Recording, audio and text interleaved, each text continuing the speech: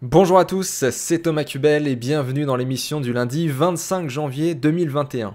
Aujourd'hui, on va traiter l'actualité SEO de la semaine du 18 au 25, ensuite on ira voir l'indice de volatilité des SERP, la météo des SERP, et nous finirons avec le sujet du jour qui est encore exceptionnel cette semaine. On va parler des retours que vous m'avez fait suite à mon annonce la semaine dernière que j'allais potentiellement arrêter le podcast. Donc je vais vous donner quelques propositions, quelques idées qui m'ont été transmises et je vais vous dire ce que j'ai décidé par rapport à ces propositions et je vais vous parler du coup de mes différents travaux que j'ai prévu de faire cette semaine et la semaine prochaine pour pouvoir vous proposer à la fois les podcasts mais aussi les guides, les vidéos, les articles, etc. Alors pour ceux qui ont l'habitude de m'écouter via les plateformes audio, je dois vous signaler que cet audio fait partie d'une vidéo maintenant. Il y a certains retours qui ont été de l'ordre de me dire va sur YouTube, c'est un autre canal de diffusion. Alors j'y suis déjà habituellement, mais c'est vrai que pour le podcast, j'ai fait le choix de rester que sur les plateformes audio. Finalement, du coup, il y aura une vidéo sur YouTube pour l'émission et il y aura une diffusion de l'audio sur toutes les plateformes de podcast habituelles comme chaque semaine. Et pour celles et ceux qui ont l'habitude de me regarder sur YouTube, cette fois-ci, si vous ne connaissez pas l'émission, sachez qu'elle est divisée en 3 parties. Première partie, la veille SEO. Deuxième partie, la météo des SERP avec globalement, est-ce que ça a bougé ou pas côté Google. Et troisième partie, sujet du jour pour une émission d'environ 30 minutes. Alors, on va tout de suite commencer avec l'actualité SEO de la semaine. Je passe au niveau de l'écran sur Abondance. Et du coup, on commence avec ce site, là, voilà, abondance.com, le site d'Olivier Andrieux, 25 janvier 2021, c'est-à-dire aujourd'hui. Google relook son moteur sur mobile. Donc apparemment, voilà, il y a eu quelques petites annonces qui ont été faites fin de semaine dernière, et notamment un nouveau design pour le moteur de recherche mobile. Donc Aileen Cheng, chef de projet pour cette nouvelle mouture, indique sur le blog officiel de Google, et je cite: nous voulions prendre du recul pour simplifier un peu les choses afin que les gens puissent trouver ce qu'ils cherchent plus rapidement et plus facilement. Je trouve cela vraiment rafraîchissant. Pour moi, c'est une bouffée d'air frais. Nous avons commencé par organiser les pages web, mais maintenant, il existe une telle diversité dans les types de contenus et d'informations que nous devons aider à donner un sens à tout cela. Et donc, on a un screenshot, voilà, avec quelques petits exemples, donc notamment des notifications, une police qui a l'air de changer, l'affichage des images qui est un petit peu différent. Moi, personnellement, j'ai pas vu ce changement sur mobile. Par contre, j'ai vu des changements sur desktop fin de semaine dernière. J'ai vu notamment la police qui avait changé, j'ai vu que c'était beaucoup plus épuré à des endroits, que les espacements entre différents résultats naturels étaient un petit peu différents. Donc est-ce que c'était juste un test parce qu'aujourd'hui je n'ai plus cette mouture-là, je ne sais pas. En tout cas, on va attendre quelques jours, quelques semaines pour voir déjà ces changements sur mobile, et puis si ça doit changer sur desktop, on aura sans doute un communiqué officiel dans quelques heures. On continue avec 25 janvier 2021, Olivier Andrieux qui nous dit c'est Goosips de la semaine, site mobile dédié et index mobile first, balise de données structurées et tag manager, offuscation et PRG pattern. Donc chaque semaine, Olivier Andrieux nous fait un retour global de ce qui est dit sur Google et les moteurs de recherche de manière générale, ce qu'on peut retrouver par exemple sur Twitter ou des commentaires ou des webinaires, des choses comme ça. Donc, site mobile dédié tout d'abord. John Mueller a rappelé sur Twitter que lorsqu'un site web n'est pas responsive et a une version mobile dédiée, donc 2 URL différentes pour le desktop et le mobile, il ne faut rien changer de spécial lorsque le site rentre dans l'index mobile first. La balise rel égale alternate est toujours du desktop vers le mobile et l'inverse pour la balise rel égale canonical. Bref, le passage d'un site dans l'index mobile first ne doit rien changer sur la configuration technique de votre site. Google s'occupe de tout. Alors, il est vrai que Google avait donné pas mal de recommandations à l'époque de la sortie de l'index mobile first. Il y avait quelques petites déceptions, on va dire, qu'il fallait changer parce que ça pouvait être un petit peu problématique pour ces sites-là. Mais globalement, on peut voir que même avant l'index mobile first, pas mal de gens étaient passés en responsive, avaient joué le jeu du mobile, même s'il y a encore aujourd'hui des sites qui sont que optimisés pour les desktops. En tout cas, moi, ce que je peux dire, c'est que globalement, il faut toujours avoir le contrôle en fait sur son site et globalement sur les optimisations, techniques, contenu, popularité. Quand vous faites du référencement, vous avez besoin d'avoir le contrôle et plus vous aurez de contrôle, plus vous pourrez, disons, avoir de bonnes projections, de bonnes probabilités de vous dire « ouais, je vais avoir à peu près ce positionnement-là ». Si vous donnez trop le contrôle à des outils, si vous donnez trop le contrôle à Google, voilà, pour parler d'outils, eh bien, malheureusement, parfois, ça peut poser problème. Par exemple, la Canonical, je sors un petit peu du sujet encore que, la Canonical, bah, si vous la surutilisez sur votre site, il y a certaines périodes, voilà, ces dernières années, moi j'ai vu que la Canonical a été prise en compte différemment, par exemple, sur certains sites. Donc si un site surutilise la Canonical, ça peut véritablement poser un problème au niveau de l'indexation, de la compréhension de votre site, et il y a certaines pages qui vont pouvoir peut-être se positionner par rapport à d'autres alors qu'elles ne le devraient pas. Alors je ne dis pas que c'est systématique, je ne dis pas aussi que c'est courant, ce sont des cas rares, ce sont des exceptions, mais c'est vrai que c'est toujours mieux de se dire ah bah Canonical ça a été inventé par Google, c'est une rustine, je préfère pas l'utiliser plutôt que de la surutiliser et pour le coup bah ouais peut-être donner le contrôle à Google et ne pas savoir quand est-ce qu'il va la prendre d'une certaine manière ou d'une autre. Donc pour revenir sur le mobile, responsive, bon c'est simple parce que pour le coup c'est un truc qui s'adapte et tout, les contenus, les optimisations, tout ça sont à peu près pareil. Par contre quand vous avez deux sites comme ça, un desktop et un mobile sur deux URL différentes, peut-être avec des pushes différents, des envois différents de contenu, des envois différents d'optimisation, etc. En tout cas souvent c'est possible de le faire et c'est fait comme ça. Je pense qu'il faut vraiment que vous vous disiez ok là je prends le contrôle du truc, j'ai une version desktop, j'ai une version mobile, est-ce qu'elles sont en termes d'optimisation à peu près sur la même cohérence? Est-ce que c'est sur la même lignée? Parce que si vous avez des optimisations, on va dire, voilà, qui auraient une note, même si j'aime pas cette histoire de note, de, je sais pas moi, 15 sur 20 sur mode desktop, et puis sur mobile, parce que bah, vous n'avez pas envie de faire la mise à jour, ou parce que votre système il est mal foutu, bah, on se retombe à 12, bah, potentiellement sur mobile, en tout cas, vous n'allez pas bien vous positionner. Et sur desktop, à terme, puisque vous le savez, il va y avoir des changements par rapport à tout ça, bah, peut-être que voilà, vos utilisations desktop ne vont quasiment servir à rien. Donc, bref, c'est au cas par cas, c'est en fonction de comment votre système de gestion des sites desktop et mobile est fait, ça dépend de comment vous faites vos optimisations, ça dépend de comment les optimisations elles sont pushées aussi directement sur le front, mais il est vrai qu'il faut quand même être homogène, il faut quand même avoir le contrôle, il faut quand même être voilà, là avec du bon sens, sur la même lignée, à la fois sur desktop et mobile, voire même tablette, pour ne pas avoir de surprises dans les semaines bah, qui suivent, par exemple ce genre de passage, index mobile first, et puis ensuite only mobile first. On continue avec un autre gossip, Tag Manager. John Mueller a conseillé sur Twitter d'intégrer les balises de données structurées directement dans vos pages et de ne pas utiliser Tag Manager pour cela, tout simplement parce que l'intégration directe est généralement plus facile à surveiller et à maintenir. Alors, là aussi, on parle un petit peu de contrôle finalement, c'est que voilà, vous donnez, on va dire, des indications via un outil Google ou même un autre outil, et bien typiquement vous ne connaissez pas la totalité de cet outil, vous ne savez pas comment il est fait, vous ne savez pas comment il fonctionne précisément. Donc en soi, déjà c'est chiant à maintenir parce que vous devez aller sur un autre outil et tout, c'est pas sur votre site et tout, machin, enfin c'est un peu galère, c'est un peu chiant, on va pas se le cacher. Mais en plus de ça, si vous le mettez sur votre site, je trouve que vous avez plus le contrôle, puisque vous savez comment est construit votre site, vous savez où sont les différentes données, vous savez comment elles doivent être balisées, vous savez quelles normes vous avez mis pour les données structurées, vous savez si vous manque quelque chose ou pas. Je sais que pour certaines personnes qui n'ont pas forcément de développeurs à disposition, ou qui ne sont pas développeurs eux-mêmes, qui n'arrivent pas à aller dans le code HTML, ou même faire du JSON ou autre chose, bah, c'est un peu compliqué, mais en tout cas, je peux vous assurer que c'est quand même mieux de toujours dire que c'est le site qui envoie les signaux, plutôt que « Ah tiens, on va utiliser tels outils, et puis ça va faire à peu près ça ». Voilà, parce que même dans un crawl, même dans un audit, en partant d'un crawl, de scrap, etc., bah, il y a certaines données, bah, pour le coup, elles ne vont pas remonter dans votre crawler. Si vous n'avez pas de données structurées, eh bien, les données structurées ne vont pas s'afficher par exemple dans Screaming Frog. Et pour le coup, est-ce que vous allez penser à vous dire « Ah oui, je les ai fait sur Tag Manager, etc. » ou je ne sais quoi? Je ne sais pas, mais en tout cas, c'est beaucoup plus chiant à maintenir, c'est clair.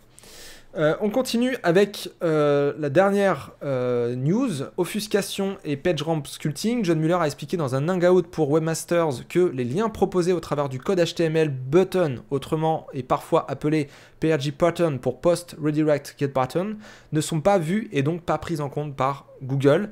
Donc là-dessus, j'aimerais juste vous apporter un petit retour d'expérience. Donc les boutons, tout ça, effectivement, c'est un petit peu moins vu par Google et c'est peu pris en compte au même titre que certains autres liens qu'on souhaite cacher, qu'on souhaite offusquer. Mais surtout, ce qu'il faut, je trouve, un petit peu différencier, là où il faut faire la part des choses, c'est est-ce que je découvre le lien et est-ce que je rentre dans le cadre du calcul de PageRank. Découvrir le lien, c'est assez simple pour Google et à peu près toutes les techniques d'offuscation classiques, pour moi, voilà, sont repérées, sont repérables, sont décryptables par un Googlebot. J'ai fait un petit test il y a quelques temps. J'avais fait donc une page mère, on va dire. J'avais fait des liens différents dedans, donc lien classique, lien avec rel nofollow, lien avec UGC, lien avec sponsored. J'avais mis également des liens cryptés en hexadécimal qu'on peut exécuter via la fonction. J'ai même fait un lien où quand on clique, ça exécute la fonction, donc il faut quand même quelque chose manuel pour pouvoir décrypter le lien. Ensuite, j'ai mis des boutons et puis j'ai mis aussi location.href, le truc en JS, on-click, etc. Et globalement, quand on regarde l'analyse de log et qu'on fait passer Googlebot sur cette page pour qu'il aille sur les différents liens et du coup les sous-pages qui sont en dessous qui sont complètement dédiées à chaque lien, eh bien on se rend compte que le moteur, bon à l'époque n'allait pas sur rel nofollow mais qu'il est allé un petit peu plus tard, que les liens classiques, bon forcément il les voit, mais par exemple vous prenez le JavaScript, il le voyait. Si vous mettiez un lien crypté en hexadécimal mais que la fonction en fait s'exécute au chargement de la page, ça aussi il le voit. Par contre, si on fait une action type bouton justement et que parce qu'on clique on va lancer une fonction de décryptage, là, il ne le voit pas. Mais ceci dit, aujourd'hui, et toutes les personnes qui connaissent très bien les moteurs de recherche pourront vous le dire, c'est que les moteurs de recherche savent quand même très très bien repérer voilà, où est-ce qu'il y a une offuscation. C'est juste qu'après, c'est découverte de liens, vraiment la part des choses, découverte de liens, et d'un autre côté, le calcul de PageRank. Le calcul de PageRank, faire du décryptage toute la journée, essayer de déduire où est tel ou tel lien, etc. Et le crawler régulièrement, calculer le PageRank continuellement, etc. C'est très gourmand en ressources. Donc, sur des liens qui sont un petit peu plus complexes, je dirais pour Google ou pour un moteur de recherche, il ne va pas s'emmerder à faire du calcul de PageRank. Par contre, sur la découverte de liens, il peut découvrir des liens. Et c'est un vrai fouineur, le Google, et je peux vous assurer que d'après mes tests et d'après aussi certains retours et aussi certains dires de personnes qui connaissent très bien les moteurs de recherche, il est très facile de savoir où sont des liens offusqués, tout simplement. Voilà, donc ça c'était pour la petite histoire par rapport au PageRank sculpting et l'offuscation. Donc le bouton, effectivement, ça marche. Tout dépend comment c'est fait, comme d'habitude, mais en tout cas, ça peut marcher. On continue l'actualité, on passe sur un autre article de abondance.com, sorti le 20 janvier 2021. DuckDuckGo continue son ascension. Le moteur de recherche DuckDuckGo continue son ascension et vient de passer 2 fois ce mois-ci la barre symbolique des 100 millions de requêtes traitées quotidiennement. Donc DuckDuckGo, ce moteur de recherche dont on entend parler de plus en plus et qu'on voit dans beaucoup de navigateurs, notamment les navigateurs qui respectent leur vie privée. Donc pour le coup, Brave en fait partie, par exemple, celui que j'utilise. Donc DuckDuckGo, voilà, qui est un relativement bon moteur de recherche, je trouve. Alors, il augmente, il se développe, il est encore là, ça c'est ce qu'il faut retenir. Maintenant, si on prend du recul, il est bien loin de Google encore. 1,65 milliard de requêtes depuis le début de l'année pour DuckDuckGo. Google, c'est 5,5 milliards par jour. Donc, voilà, on est quand même loin de Google, mais ceci dit, il progresse et c'est ça qu'il faut retenir parce que c'est bien que Google ait des concurrents. Que ce soit Bing, que ce soit DuckDuckGo, que ce soit Qwant, que ce soit Startpage ou autre chose, même des métamoteurs et tout, c'est bien que sur un marché, il y ait plusieurs acteurs parce que ça permet vraiment de voir le système, le marché bouger, de cibler même certains besoins, de combler certains besoins plutôt. DuckDuckGo pour la vie privée, ça peut être pas mal. Qwant pour la vie privée, ça peut être pas mal. Startpage pour, je sais pas moi, faire des recherches en anonyme et compagnie, c'est super bien, il y a un VPN intégré, c'est super ingénieux. Je pense que DuckDuckGo, voilà, devrait peut-être un peu plus communiquer, essayer de montrer vraiment ses différences, ses avantages par rapport à des moteurs de recherche comme Google.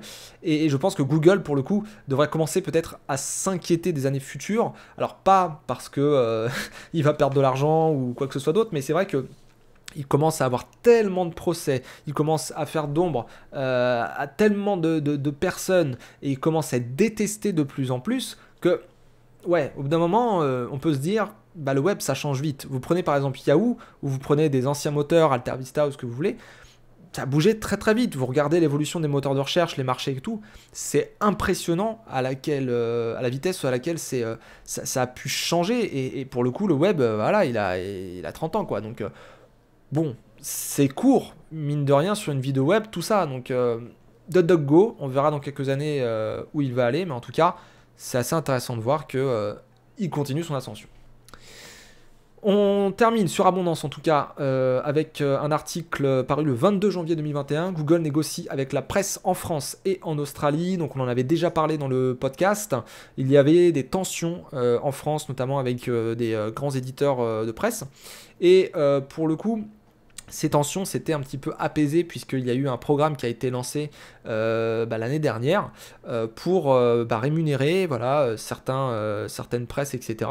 Le seul truc, c'est que en France, bon, ça s'apaise, je dirais plus que ça se divise. Vous avez des personnes qui sont relativement contentes parce qu'ils vont être rémunérés, qu'ils ont gagné une certaine bataille avec Google, il va les rémunérer.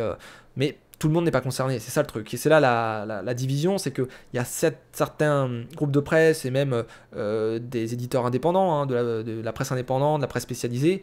Eux, ils n'auront pas accès à ce truc-là pour le moment, enfin c'est pas inclus dans les accords, etc. Et pour le coup, il y a des gens qui n'ont même pas de carte de presse et tout, et qui font un boulot formidable.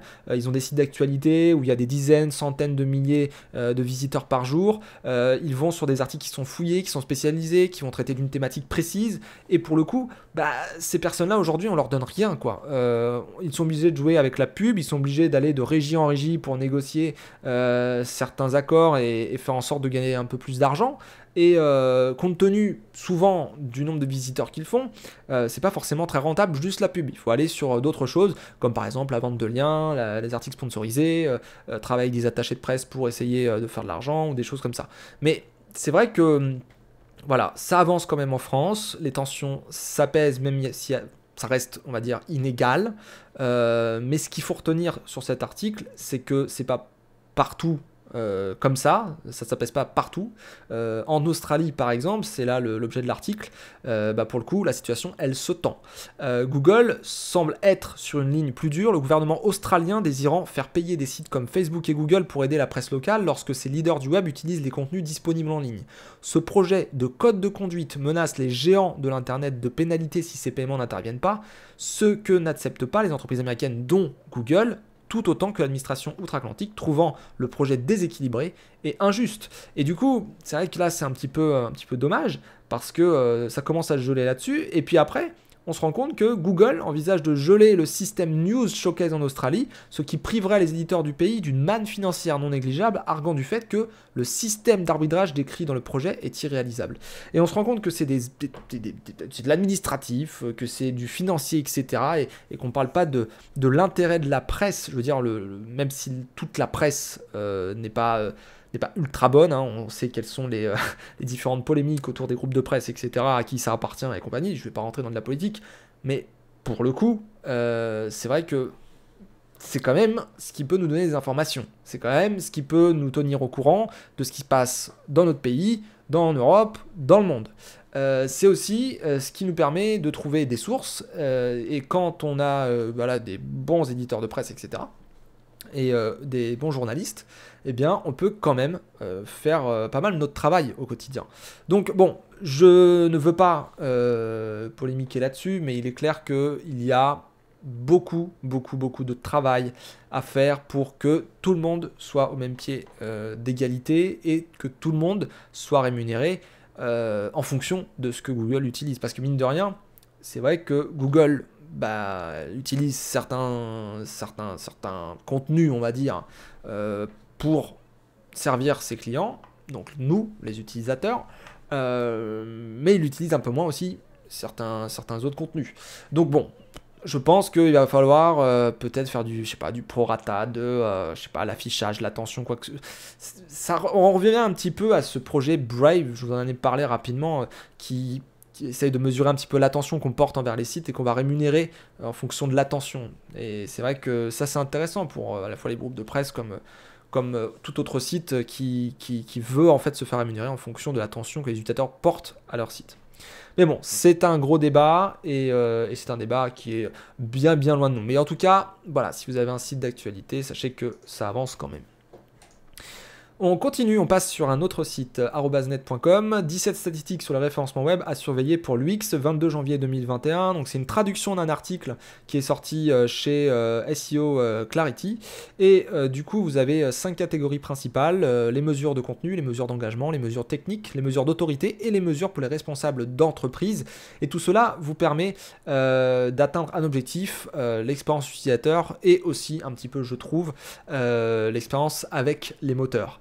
Et du coup, vous avez 17 statistiques assez intéressantes à suivre qui sont expliquées. Alors, c'est pas non plus un article qui va vous expliquer où vous devez trouver ces stats, comment vous devez les configurer, quels sont les pièges de telle ou telle stat.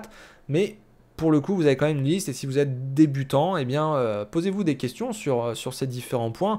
Ces 17 statistiques, peut-être que ça vous aidera à essayer de les améliorer petit à petit et de comprendre peut-être certaines étapes avant ces conséquences que sont ces statistiques. Donc pour les citer rapidement, position de classement pour les mesures de contenu, impression, visibilité de recherche, taux de clic, visibilité locale.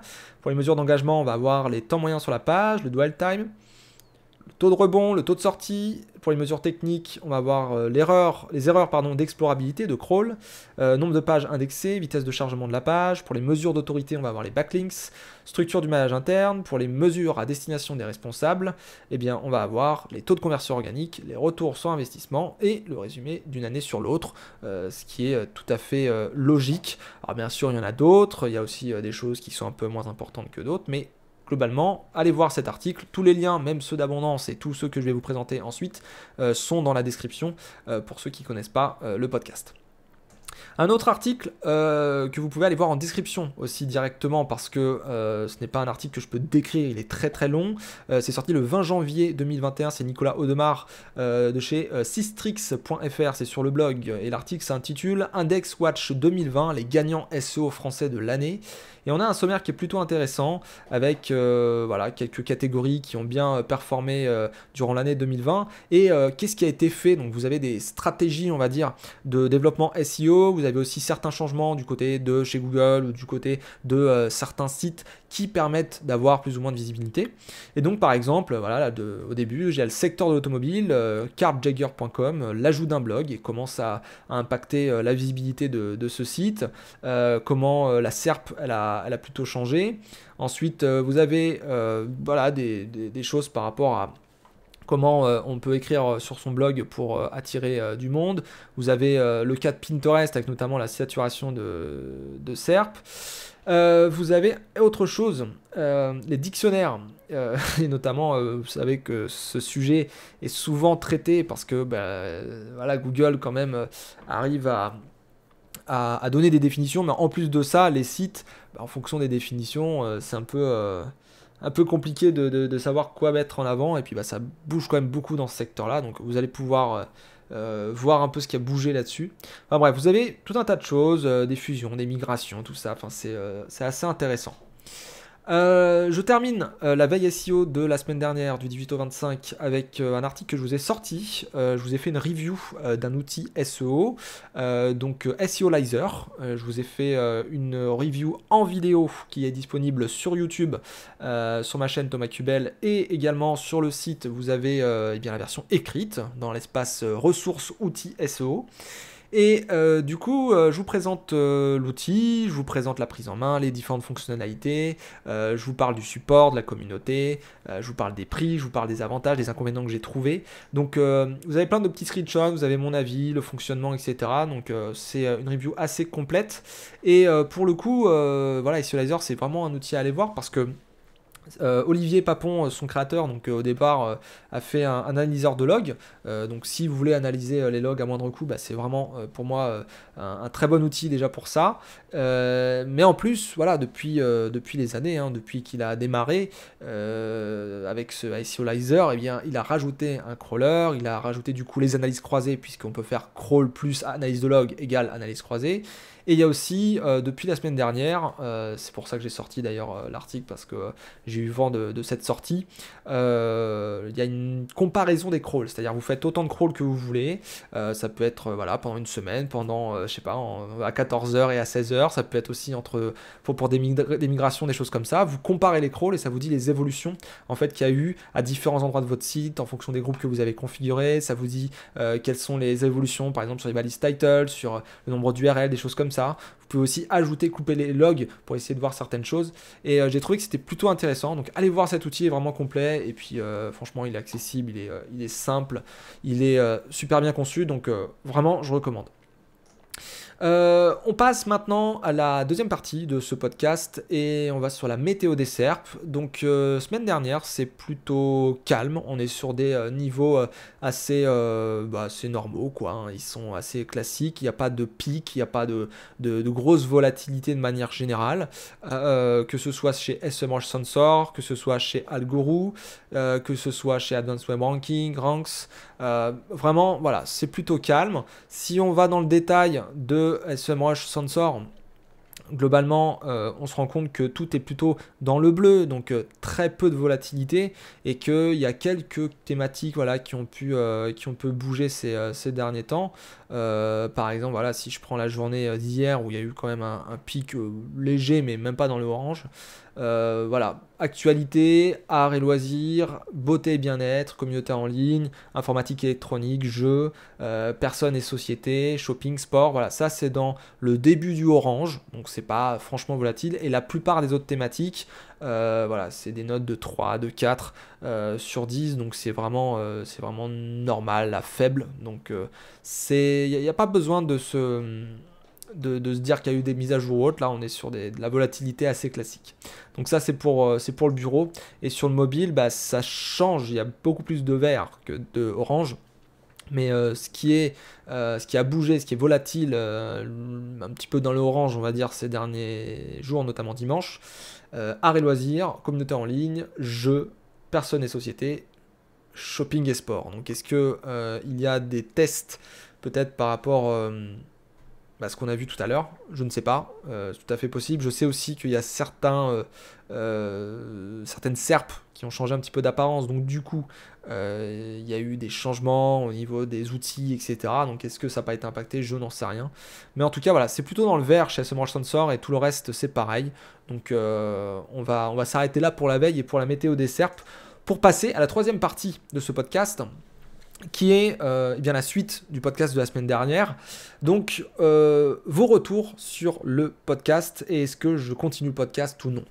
La semaine dernière je vous ai fait l'émission du 18 janvier et je vous disais voilà, j'ai un problème, je travaillais du lundi au vendredi, lundi, mardi, mercredi, jeudi, vendredi, voilà, et globalement, parce que je vais devoir m'occuper de ma fille le mercredi, et bien le mercredi saute complètement. Donc j'ai plus que 4 jours par semaine. Bien sûr je vais essayer de m'arranger pour travailler peut-être un peu le samedi ou des trucs comme ça, si j'ai des semaines qui sont très chargées. Mais en tout cas, lundi, mardi, jeudi, vendredi, forcément ça fait moins de temps. Et si ça fait moins de temps, ça fait moins de temps pour à la fois toute l'activité on va dire rémunératrice de ma société, donc consulting, formation et quelques petits trucs à côté. Et ça fait moins de temps aussi pour les contenus gratuits, donc les podcasts, les articles, les guides, les vidéos, les webinaires, les lives, les trucs comme ça. Donc, qu'est-ce que je fais globalement? C'est un peu ce que je me suis posé la semaine dernière, parce que le podcast, il prenait plus d'une demi-journée à réaliser entre la recherche d'informations, faire la veille, lire les articles, essayer de créer l'émission pour qu'elle soit bien écoutable, je ne sais pas si ça se dit, mais en tout cas bien écoutée, et la promouvoir. Donc toutes tâche-là me prenait un peu plus d'une demi-journée et c'est vrai que j'avais peu de retours puisque les interfaces des plateformes de podcast, il n'y a pas de like, il n'y a pas de commentaires, il n'y a pas de moyen de partager, il n'y a pas de moyen de me montrer que vous êtes là, de me montrer qui vous êtes. Et c'est vrai que je n'avais pas ces feedbacks, cette espèce de reconnaissance en fait et ce dialogue avec vous. Et c'est vrai que ça me peinait un petit peu d'un côté parce que je passais beaucoup de temps et je passe toujours beaucoup de temps à faire cette émission, même si elle me plaît. C'est vrai que c'était peut-être pas le meilleur format, c'est ce que je me suis dit la semaine dernière. Donc je vous ai posé la question et vous m'avez fait plein de retours, des retours qui sont alors à l'écran pour ceux qui sont sur YouTube et puis je vais les lire pour ceux qui sont sur les plateformes de podcast actuellement. Donc j'ai reçu plein de retours par mail, par Twitter, en MP, en public également suite à l'annonce de la semaine dernière. J'ai reçu même des messages voilà, en MP sur Instagram ou des choses comme ça. Donc vraiment, je voulais tous vraiment vous remercier pour votre soutien, pour vos messages voilà, attendrissants qui me motivent, qui me poussent à continuer, qui me montrent que vous êtes là, que le podcast c'est une routine, c'est quelque chose que vous attendez le lundi. Pour certains et voilà un petit peu comme une série Netflix, on va voir ça dans quelques instants mais vraiment merci, je voulais vraiment déjà tous vous remercier pour ces messages là parce que vous avez montré que vous étiez là et c'est quelque chose que je n'avais pas jusqu'alors. Depuis début 2020 que j'ai commencé cette aventure du podcast audio, et bien comme je le disais, comme les interfaces ne nous permettent pas de dialoguer ensemble, j'ai peut-être eu 2-3 personnes qui m'ont avec qui j'ai vraiment conversé, quoi, où j'ai eu dialogué, mais sinon c'était quoi? C'était sur Twitter, bon, t'as retweeté, t'as liké, pas de réponse, pas de questions, pas d'avis sur mes points de vue, sur mes opinions dans le podcast, pas de questions pour les auditeurs, j'en ai eu au début parce que j'ai fait un gros appel et c'était une nouvelle émission, mais voilà, pendant l'année, on peut pas dire qu'il y avait beaucoup de dialogues. Donc voilà, je voulais vraiment vous remercier. Vous avez répondu à l'appel et je vous en suis très reconnaissant. Et maintenant, du coup, je vais vous lire l'ensemble des retours assez rapidement et je vais vous dire ce que j'ai décidé par rapport au podcast et au contenu gratuit. Donc tout d'abord, je vais lire globalement ce qui m'a été envoyé. Alors j'ai pas pu mettre tout le monde, sinon il y en aurait trop, mais j'ai choisi les meilleurs passages, ceux qui pour moi ont résonné, voilà, ont résonné très concrètement et qui ont été forts en proposition. Donc tout d'abord Nicolas, j'ai essayé d'anonymiser, j'ai pas mis les noms de famille, etc. Donc Nicolas, ton podcast est important pour moi, c'est ma série Netflix du lundi à moi. Donc là, voilà, c'est vraiment une question d'habitude et ça fait super plaisir d'entendre des choses comme ça parce que voilà, m'attendre, c'est quand même assez fou. Ryan m'a dit autre chose de la sorte, hein. Il m'a dit je l'apprécie et je préférais qu'il continue. J'y trouve pas mal de valeur ajoutée, notamment sur tout ce qui est veille et façon d'aborder un sujet ou de régler des problématiques. Donc ça, c'est voilà, franchement super. David, perso j'aime bien ton podcast, je l'écoute régulièrement. Les gens qui ont été, qui ont rapidement dit les choses et je trouve ça très bien. Jonathan, alors celui-là il m'a fait vraiment, vraiment très plaisir. Clairement, le podcast SEO est devenu une routine hebdomadaire, un incontournable. Pour te dire que ce lundi, quand je n'ai pas vu le podcast en ligne, j'étais un peu frustré. C'est pour dire qu'il est devenu important pour moi. J'écoute sur le trajet pour aller au bureau et il m'arrive parfois de prendre mon temps pour l'écouter en entier. Je n'ai pas le temps de faire une veille approfondie sur la SEO parce que je déborde de boulot, j'ai manque de temps.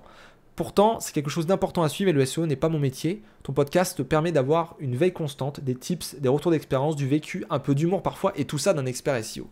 Et ça vraiment, un grand merci parce que pour le coup, quand j'ai pas sorti le podcast la semaine dernière, le lundi, et que j'ai sorti le mardi parce que j'étais en retard, j'étais overbooké, moi-même j'étais un petit peu frustré le lundi de ne pas vous le proposer. Et je sais que c'est arrivé aussi dans un podcast précédent où je ne l'ai pas sorti le lundi, j'ai sorti le mardi et franchement j'étais aussi très frustré à ce moment-là. Et concrètement, ouais, c'est vrai que c'est une habitude même pour moi. Et chaque semaine, je sais que j'ai ma petite veille à faire, que j'ai mon podcast à faire, que je vais l'envoyer sur les plateformes, tout ça. Et je trouve ça super cool de se dire, putain, ça va être sur Spotify, ça va être sur Google Podcast, ça va être sur iTunes, ou je sais plus comment ça s'appelle, le truc d'Apple Podcast là. Bref, je trouve ça juste génial de se dire, ouais, il y a une petite émission qui sort, et puis même si c'est 100-150 personnes qui m'écoutent, franchement, c'est comme si tous les lundis, j'avais un petit amphithéâtre bien rempli là devant moi qui écoutait ce que j'avais à dire en termes d'actualité SEO et de retour d'expérience. Donc merci pour ce message vraiment attendrissant et c'est vraiment un de voilà, ceux qui m'a vraiment fait ma journée pour le coup. Mathieu, déjà, je voulais te remercier pour le temps que tu passes à faire ça. Qu'on aime ou qu'on n'aime pas le podcast, il faut reconnaître qu'il n'y en a pas beaucoup qui font ou qui feraient ce que tu fais.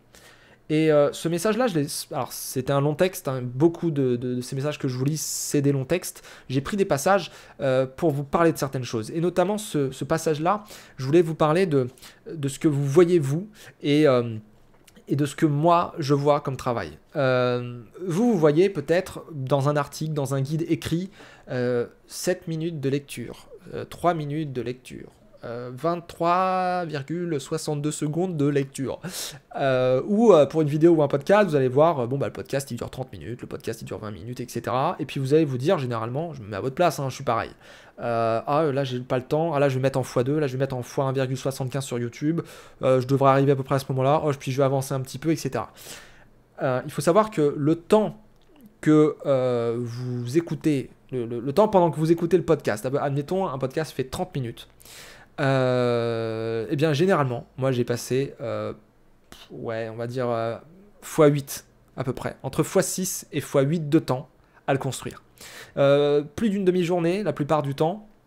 Et franchement, entre la recherche d'informations, lire les différents articles, les sélectionner parce que je peux pas tout citer sinon l'émission serait trop longue, répéter un petit peu les articles pour être sûr que les gens comprennent bien aussi, essayer de simplifier l'émission, l'oral que je vais dire. Et encore, moi j'ai pas de script et tout, hein, j'y vais vraiment voilà, au feeling, c'est mon style, c'est comme ça que j'ai conçu mes émissions. Tout ça prend du temps. Et derrière, il y a un léger traitement audio. Je dois ensuite l'envoyer sur Anchor. Je dois faire les descriptions. Je dois mettre les liens dans Anchor pour que ça se diffuse sur toutes les plateformes de podcast. Je dois ensuite faire la promotion sur Twitter, tout ça. M'assurer que les gens, voilà, ils partagent quand même un petit peu. Et puis relancer si ça marche pas trop ou que je suis pas tombé à la bonne heure. Bref, c'est très très gourmand en temps. Et c'est vrai que les guides, ça me prend une journée, parfois à une demi-journée à une journée, pardon. Pour les plus courts, ça va me prendre 2 heures. Pour les vidéos, en fonction de ce que j'ai expliqué, si c'est plus ou moins complexe, ça peut prendre entre 10 minutes, c'est-à-dire le temps de la vidéo, une seule prise, à 10, 15, 20 prises, peut-être même plus parfois. Il y a certains sujets qui sont extrêmement complexes, et c'est vrai que pour les débutants, on a besoin quand même de trouver des analogies, on a besoin de trouver certaines choses, et franchement, voilà, je pense que sur la page Tipeee, je vais y revenir après, je vais vous marquer le temps que je passe à faire les podcasts, le temps que je passe à faire les articles, les guides, tout ça. Je me suis remis, je dirais même, un tracker de temps en temps réel. Donc à chaque fois que je change de tâche, je traque le temps et ça va me donner à la fin de la semaine, à la fin du mois, bien combien de temps j'ai passé sur un article, sur un guide, sur les podcasts en moyenne.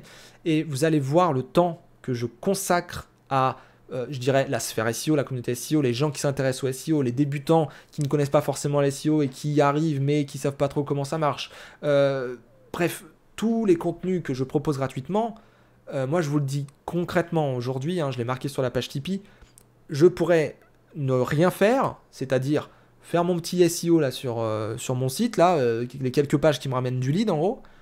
Je travaille avec mes leads, le bouche à oreille, et je pourrais très bien rester comme ça, à faire du consulting toute la journée et faire ma vie. Et pareil pour les formations, tout ça.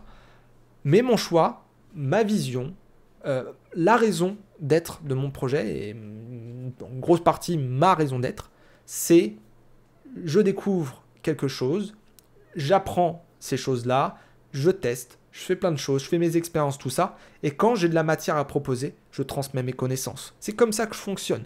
Si vous me connaissez dans la vie, hors ligne ou même off, pas public, front, etc. sur Twitter, vous savez que je suis quelqu'un qui donne, je suis quelqu'un qui va chercher pour vous. Même si on ne se connaît pas trop, je vais essayer de trouver des informations, je vais essayer de crawler votre site, je vais essayer de comprendre comment ça marche, quels ont été les points bloquants, je vais vous poser des questions, et puis au fur et à mesure, on va travailler ensemble. Je vais me mettre à côté de vous, plutôt que face à vous en frontal en vous disant mais tu vas bouger ton cul quoi. Non, je ne suis pas quelqu'un qui est comme ça, là, à essayer de te bouger de façon... entraîneur sportif de haut niveau, pas du tout. Non, je suis plutôt à me mettre à côté de toi. Viens, on va essayer de trouver ensemble. Moi, j'ai des compétences, toi, tu as des compétences. Viens, on essaie de les mettre ensemble pour aller plus vite. L'union fait la force. C'est plutôt ça le truc que j'essaie de transmettre. Et c'est avec les podcasts, les vidéos, les webinaires, les lives, tous les contenus que je vous propose, que j'essaye de faire l'union c'est la force. Comme au départ, je vous ai dit, peut-être ça s'est pas vu, j'en reparlerai sans doute dans une autre vidéo, etc. Mais c'est vrai que ce projet-là, il est là pour démocratiser le SEO, le faire connaître à un max de monde, faire en sorte de faire un peu l'évangéliste SEO. J'aimerais que ceux qui font du marketing digital ou qui s'intéressent à communiquer, faire du marketing avec leur site, les éditeurs donc, qu'ils soient débutants ou pas, qu'ils puissent se dire, bon, le SEO, il faut le considérer. Déjà un petit peu plus, parce qu'il est plus considéré aujourd'hui qu'avant, mais j'aimerais qu'il soit vraiment considéré systématiquement, parce que c'est un des meilleurs leviers du marketing digital avec le SEA. Et ensuite, j'aimerais également que les personnes qui créent des sites, là plus, je dirais, pas sur le plan chiffre d'affaires, trafic, ranké, etc. Mais sur le plan faire des super sites web dans les règles de l'art, parce qu'il y a des normes, etc. Le SEO aide à ça aussi. Je veux dire, on est multicasquette, on peut travailler avec des UX designers, on peut travailler avec des spécialistes de la conversion, on peut travailler avec des éditeurs de contenu, on peut travailler avec des personnes qui vont faire de la presse, on peut travailler avec des développeurs, on peut travailler avec des infogérants, on peut travailler avec tout un tas de monde, on n'est pas spécialiste en tout, mais on connaît les bases de quand même pas mal de métiers, et ce qui permet de faire un projet cohérent. On est le chef de projet, on est bien placé pour être un chef de projet pour un site web, et pour le coup, ce truc-là, le fait de faire un site nickel, les meilleurs sites du monde, moi ça me tient à cœur. J'ai pas envie d'avoir un web pourri, j'ai pas envie d'avoir un web qui va pomper, je dirais, essayer de vampiriser ta vie privée, voilà, vampiriser ton argent, vampiriser tout ce que tu as de bien, tu vois, pour juste un site, quoi. J'ai vraiment envie qu'on soit dans quelque chose de, voilà, un dialogue, un truc bienveillant, un site fait dans les règles de l'art avec de l'information, des ressources où tu peux te documenter, tu peux comprendre ton problème, tu peux essayer de saisir vers quoi tu peux te diriger, puis ensuite comparer, puis ensuite essayer de ah bah tiens ouais c'est bien ce produit là, mais voilà il y en a peut-être un autre à côté. Enfin, j'aimerais vraiment que ce soit un petit peu plus bienveillant. Je dis pas que c'est malveillant hein, ce que je vois sur le web, mais c'est vrai que pour le coup, même si là je fais une grosse digression, ce projet c'est vraiment au-delà en fait de simplement faire un podcast pour ensuite, je sais pas, faire ma com, l'image de marque. Comme j'ai dit à quelqu'un, c'était ce matin, je m'en fous royalement, mais je vous le dis franchement, je m'en fous royalement d'être une star du SEO. Parce que, comment dire, je suis une personne totalement timide. Je vais vous le dire, voilà, je suis franc avec vous. Moi, je suis une personne qui a jamais aimé voilà, aborder les gens, aller, je sais pas, même quand j'étais plus jeune, je sais pas, chercher du pain ou des choses comme ça à la boulangerie, je flippais, j'étais timide. Et aujourd'hui, je passe là sur YouTube, je fais des streams, je fais des tas de choses, je me suis poussé au cul. C'est parce que aussi, voilà, je connais le matos, je connais les caméras, j'ai été longtemps derrière ces trucs-là en train de filmer des gens. Donc, ça me fait pas peur, c'est qu'un objectif, c'est qu'un micro, c'est tout. Et c'est comme ça que j'ai essayé de dédramatiser le truc. Mais au final, je peux vous assurer que Star SEO, moi demain vous me dites, je sais pas moi, je dois faire une conférence par semaine, etc. Moi, pour l'instant, à l'heure actuelle, je ne peux pas quoi. Je peux faire des conférences, mais je pourrais pas en faire toutes les semaines. Et je ne suis pas à l'aise à faire certaines tâches où on doit briller, où on doit se la péter, ou je ne sais quoi. Non, très concrètement, c'est pas mon truc. Donc moi, je m'en fous d'être une star du SEO. Moi, j'ai envie de transmettre les trucs. S'il y a des gens pour écouter, s'il y a des gens pour apprendre, s'il y a des gens pour travailler, faire du travail sérieux dans les règles de l'art, tout ça, être à hauteur de leur ambition, ok, on y va. Mais par contre, s'il y a personne et tout, bah écoutez, moi, je passerai à autre chose. Et encore une fois, je suis pas obligé de faire tous ces contenus. Donc voilà, c'est tout ce que j'avais à dire. C'est une grosse digression, mais pour le coup, voilà, c'était en lien avec ce que disait Mathieu, c'est qu'il n'y en a pas beaucoup qui feraient ce que je fais. Ça, j'en ai conscience depuis un moment déjà. Mais je veux le faire. Voilà, je veux le faire.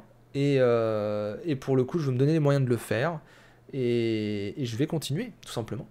Je continue les sortes de témoignages, les retours. Guillaume, faut garder le podcast. Qui va me donner des news SEO tous les lundis? Sinon, Étienne, j'écoute tous tes numéros, j'adore ta veille et tes sujets du jour. Je suis moins passionné par la méthode des certes, mais je prends beaucoup de plaisir à t'écouter. Cynthia, on en a déjà discuté plusieurs fois. La valeur ajoutée doit être des deux côtés.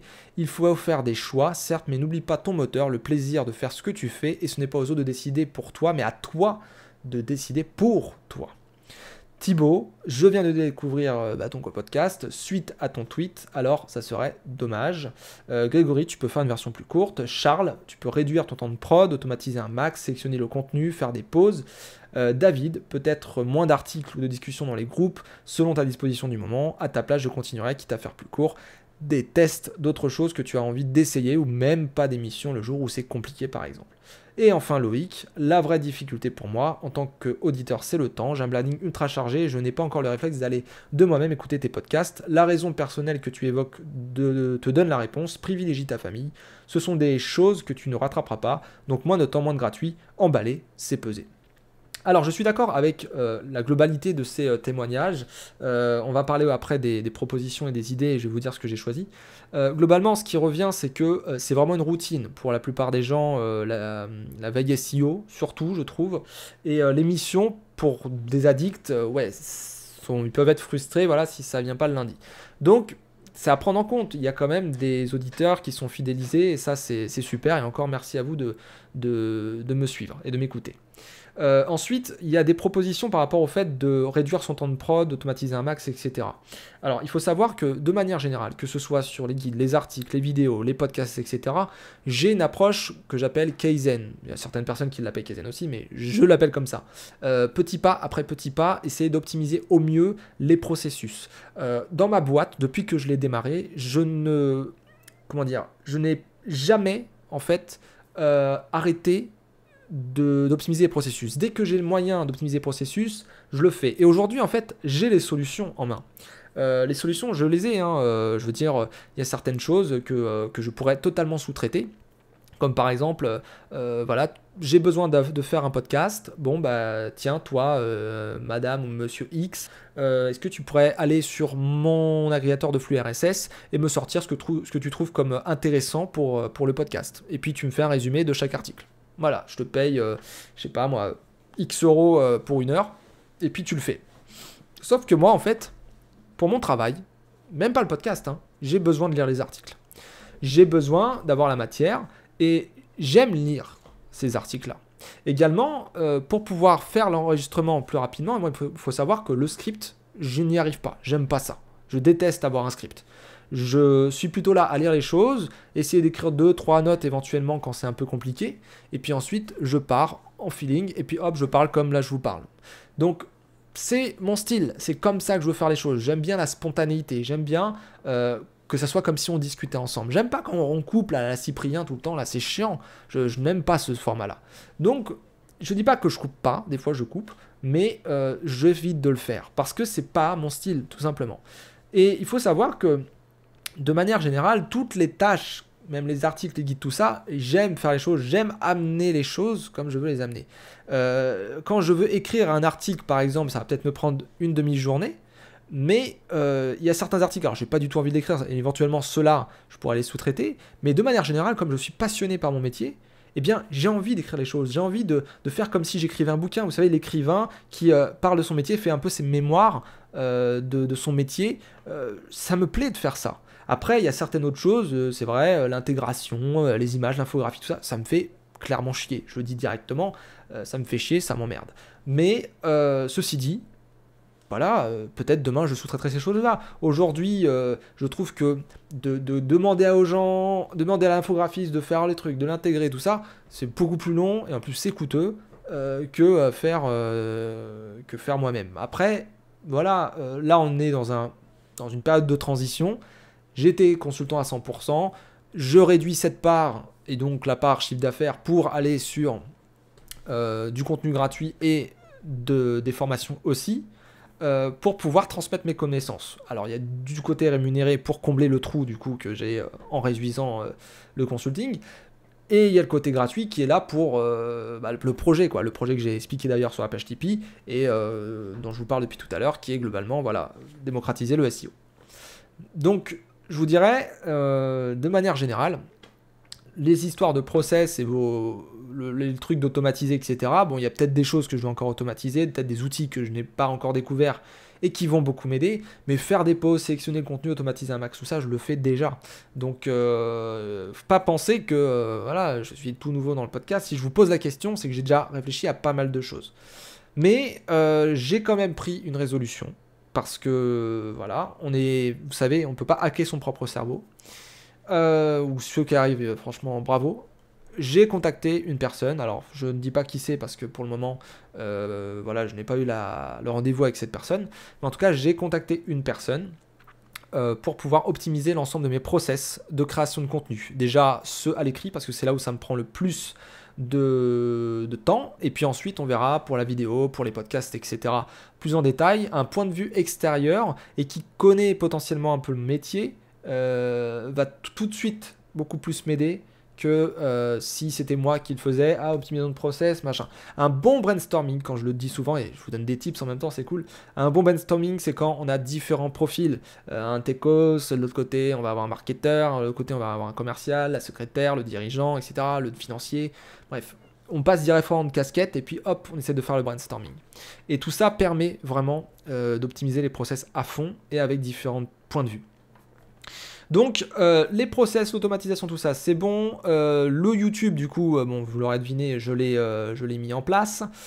Concernant les intros et les outros, là je vous parle des propositions qui m'ont été faites. Je ne vais pas faire d'intro ni d'outro, au même titre que je ne vais pas parler de plus d'outils, parce que je parle déjà de certains outils, et j'ai une rubrique review d'outils sur le site. Et l'intro et outro, j'en ai déjà parlé auparavant.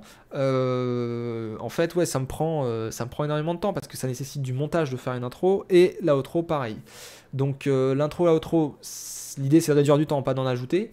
Les interviews, c'est quelqu'un d'autre qui m'a dit ça. C'est plus dynamique, je suis totalement d'accord, et c'est une très bonne idée les interviews, mais j'en ai déjà fait sur YouTube et ça prend beaucoup de temps. Pour le coup, il faudra rajouter même une demi-journée à une journée parce qu'il faut trouver les invités, il faut qu'ils disent oui, ensuite il faut prendre rendez-vous, ensuite il y a une papote pour se mettre à l'aise, pour prendre des nouvelles aussi, ensuite il y a l'enregistrement, ensuite il y a le débriefing de l'enregistrement, ensuite il y a le montage et ensuite il y a la publication, tout ça. Et ça c'est super long, surtout sur un programme qui est fait hebdomadairement.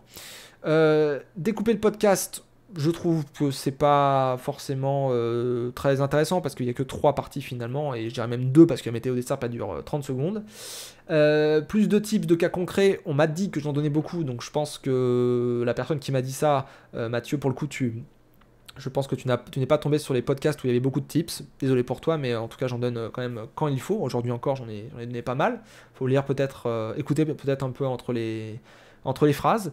Réduire la cadence ou le raccourcir, le faire une version plus courte, etc. C'est pas une mauvaise idée. Je pense que là, bon, c'est râpé pour celui-ci parce que très concrètement, j'avais beaucoup de choses à dire et je devais vous faire le débrief du truc. Mais faire plus court, ça peut aider quand même. Quoi d'autre? Bah écoutez, je crois que c'est tout, hein, de mémoire. Voilà. Réduire la cadence, faire ta promo, te vendre plus.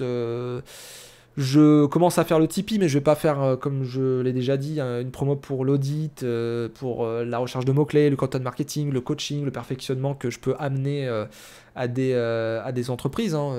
J'ai mon calendrier qui est complet, donc voilà. J'ai des places de temps en temps, contactez-moi, on voit ce qu'on fait, mais globalement, ouais, j'ai pas de problème de ce côté-là. Donc voilà. J'ai répondu à tout. Maintenant, je vais vous dire ce que j'ai décidé de faire. Donc, je vous ai déjà dit la majorité des choses, la moitié des choses. Première chose, donc mettre en place YouTube en plus des plateformes audio. Ça, c'est fait. Deuxième chose, je vais donc parler avec quelqu'un qui va m'améliorer les process avec moi, enfin qui va essayer de m'aider à améliorer mes process avec moi. Troisième chose, je vais sans doute mettre en place, j'ai déjà partiellement mis en place, un système de tracker de temps un petit peu plus évolué pour pouvoir aller un petit peu plus vite et voir où ça freine, où ça bloque, qu'est-ce qui fait que les choses se rallongent à des moments, etc. Souvent c'est la procrastination, par exemple, ou les pertes de motivation. Ça peut m'aider. Ensuite, il y a autre chose qu'il faut que je règle également, c'est tout ce qui va être ce que un certain confrère, un certain pote, Laurent, appelle le God enough, c'est que voilà, qu'est-ce qui te coûte le moins cher et qu'est-ce qui te fait avancer le plus. Bien sûr, j'applique toujours cette règle, j'arrête pas de la répéter cette règle. Mais au bout d'un moment, il faut arrêter de faire le perfectionnisme, il faut arrêter de faire 30 000 fois le même podcast, etc. Je pense qu'il y a des moments, je vais me viander. Voilà, très concrètement, je vais bafouiller, je vais marquer peut-être une mauvaise pause, je vais pas regarder la caméra, je vais avoir une lumière qui est un petit peu pourrie, je vais avoir peut-être le son qui va être un peu trop fort par rapport à d'autres fois, peut-être que je vais taper dans mon bureau et ça va faire bouger la caméra et ça va s'entendre sur le micro. Mais au final, vous pouvez écouter l'émission, vous pouvez avoir la substance quand même de ce que je dis. Et je pense que c'est plus ça, finalement, qu'il faut que je combatte. Parce que je suis une personne qui fait de la qualité. Je crois en la qualité. Et pour le coup, voilà, même avec ma clientèle, etc., la forme, tout ça, bon, ok, c'est très bien. Faire des rapports, des jolis rapports avec des graphiques, tout ça, c'est très très bien. Parfois, c'est intéressant de le faire. Mais avant tout, qu'est-ce que vous voulez? Voilà, je laisse un silence et je dis qu'est-ce que vous voulez. Vous voulez une veille SEO, vous voulez des statistiques, vous voulez parler à quelqu'un. Donc là, aujourd'hui, vous parlez longuement avec quelqu'un, ou plutôt vous écoutez quelqu'un, mais pour le coup, voilà, c'est clairement la philosophie, c'est que d'un moment, c'est la substance que vous venez chercher, c'est pas la forme. Donc, voilà, c'était pour vous dire que parfois le podcast, il va y avoir des bas, parfois il va y avoir des hauts, je peux pas être toujours au taquet, il y a des fois où je vais mal dormir, des fois où je vais me lever avec le pied gauche, ou je ne sais quoi, bref. Voilà donc pour l'ensemble des retours, amélioration des process, YouTube, et puis essayer peut-être de raccourcir un petit peu l'émission, mais pour le moment on reste toujours sur le même modèle, on verra qu'est-ce que ça donne. Et je voulais vous parler du coup de la dernière chose que je vais mettre en place, ou plutôt que je vais réoptimiser parce que c'est déjà mis en place. Je vous ai parlé de la page Tipeee fin décembre lorsque je l'ai créée. Et je vous en ai parlé il n'y a pas longtemps pour vous expliquer un petit peu le schmilblick. Je reviens dessus parce que j'ai eu du coup l'équipe Tipeee France. Tipeee m'a contacté la semaine, il y a 2 semaines. J'ai pris rendez-vous avec eux et on a discuté pendant 1h30 mardi dernier. Et je voulais vous expliquer quelque chose de très intéressant par rapport à Tipeee. Alors c'est pas pour faire leur promo, ils n'ont pas besoin de promo, je vous le dis franchement, mais c'est pour vous expliquer un petit peu comment je vais mettre en avant Tipeee et pourquoi vous devez, on va dire, suivre ce projet Tipeee, Thomas Cubel. Tipeee, c'est une plateforme qui vous permet de donner de base des pourboires. C'est-à-dire vous envoyez 1 euro, 10 euros, ce que vous voulez, soit par mois, soit en one shot. Et ça permet de récompenser, de remercier une personne. Aujourd'hui, ils ont d'autres choses. Ils ont le pouvoir de soutenir via une vidéo. Donc, vous regardez une vidéo sur la page Tipeee et ça va m'envoyer des centimes en termes de pourboire. Si par exemple vous n'avez pas de budget, c'est utile pour les personnes qui sont jeunes, notamment étudiants et tout, qui n'ont pas forcément 1 euro, 2 euros. Vous regardez une vidéo. Et il y a aussi un troisième truc, et ça c'est vrai que je ne l'ai pas assez mis en avant, c'est que les commentaires sur la page Tipeee et les news qui sont sur la page Tipeee, alors les news c'est des messages que je peux poster ici et là, c'est des actualités, etc. Mais les commentaires, c'est un point de dialogue entre nous. C'est-à-dire que vous pouvez me dire merci sans rien donner à côté. Même la vidéo, vous n'êtes pas obligé de la regarder et pour voir, vous n'êtes pas obligé d'en donner. Vous pouvez, si vous êtes content d'écouter mes podcasts, si vous êtes content de lire mes articles, mes guides, de regarder mes vidéos, etc., vous pouvez très bien aller sur ma page Tipeee, fr.tipeee avec 3e.com/Thomas Cubel, ou dans la description, et aller sur commentaires et mettre un commentaire. Merci Thomas Cubel pour tout ce que tu fais, je t'écoute tous les lundis. Ça participe à me motiver, ça participe à faire ce que vous avez fait pendant toute la semaine dernière, qui est de m'envoyer des commentaires, m'envoyer des propositions, des idées, etc. Et ça fait vivre surtout la page Tipeee. Et j'aimerais que cette page à terme soit vraiment une espèce de hub de ma communauté pour les ressources déjà au moins gratuites, et puis après pour ceux qui veulent, qui payent, qui sont clients des formations, qui sont clients de mon consulting, de mes accompagnements au titre, etc. Vous pouvez y aller aussi. Mais c'est vrai que cette page Tipeee, elle a une raison d'être. C'est-à-dire que je souhaite que vous souteniez pas Thomas Cubel, la personne, même si la page s'appelle comme ça. Ça, c'est parce que je fais du personal branding que j'ai mis comme ça. Je préfère que vous souteniez le projet que je porte, donc que Thomas Cubel porte. Quand je dis le projet, c'est démocratiser le SEO, c'est un web de meilleure qualité, c'est des informations utiles et à jour sur le référencement, avec du bon sens, quelque chose qui va vraiment vous aider à avoir de la théorie, avoir de la pratique, avoir des retours d'expérience de référenceurs, et voilà, même les outils pour pouvoir travailler, etc. Et tout est marqué sur la page Tipeee. Alors je vais rajouter d'autres choses, mais pour le coup, vous voyez, j'ai marqué dans pourquoi je suis sur Tipeee. Voilà, réaliser des vidéos, des guides, des podcasts, des tests d'outils, aider les gens demande beaucoup de temps. Ce temps, je pourrais le consacrer pleinement à mon activité de consulting ou à la création de mes formations payantes tout en restant dans mon coin. Voilà, ça, je l'ai dit tout à l'heure.